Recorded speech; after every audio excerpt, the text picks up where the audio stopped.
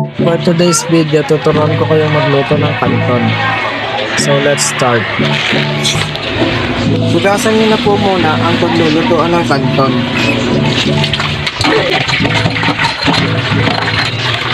Sensya na kayo guys sa kusina namin masyadong makalat. Ito kasi ako nakapagpukas ng plato. So yan guys, pagtapos nyo na siya hugasan, lalagyan nyo siya ng tubig.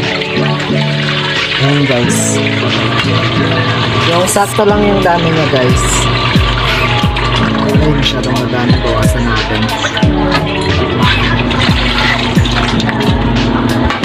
Yan guys. Napakuluin muna natin yung tubig. Bakit ang baho talaga? Ayan guys. Dapat yung apoy nyo guys, katamtaman lang yung lakas niya. Ayan guys. So kakat ko muna yung video para...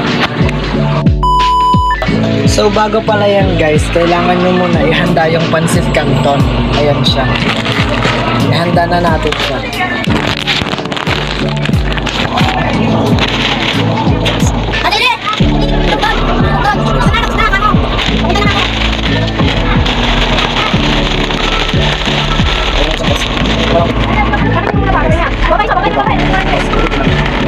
Yan guys, mamaya na lang maghanda na lahat. So yan guys, kapag kumukulo na yung tubig, pwede niya ilagay ang pansit canton. Ito siya, lalagay na natin siya guys.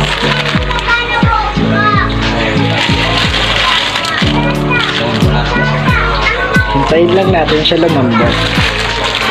Kumuha ng tinidor para i-check kung malambot na siya.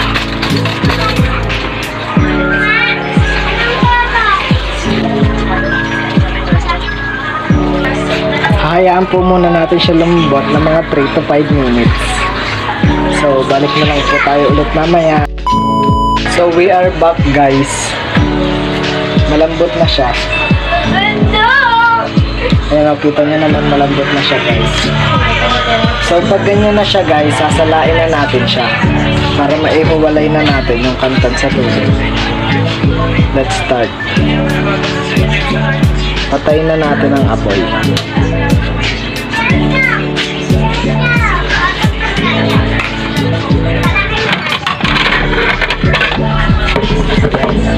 Ihanda na natin ang plato na paglalagyan ng canton. At syempre, strainer. Nalagay natin siya dito.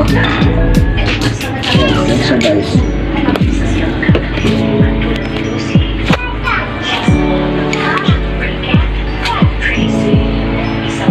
Ang ate ulo ko guys. Ang ate ulo ko guys. Ang ate ulo ko guys. Lagay muna natin dito yung camera guys. Kukunin ko lang yung canton. Salain na natin siya guys. Ayan guys, mainit-init pa siya. Kita nyo? Ano? Natulo pa siya guys.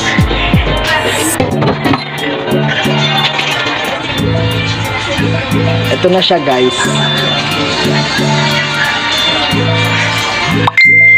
Tapos ilalagay na natin siya sa plato.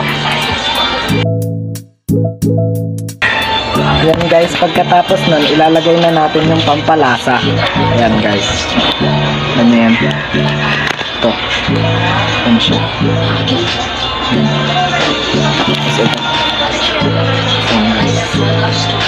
Laki may pansit canton siya guys. Ano mag-focus? Lagyan na natin siya.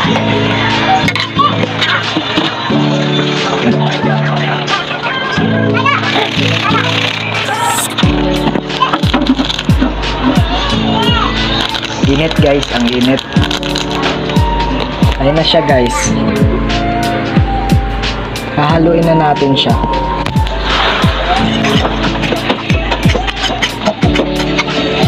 Ang bango niya guys, umuusok pa oh. So ayun na guys, ang finished product ng pancit canton. Ayan. Marunong na kayo magluto ng pancit canton, guys. Ay na nga, ito na. So that's our vlog for today. Don't forget to subscribe and like my videos for notification bell. Bye bye. See you sa next video.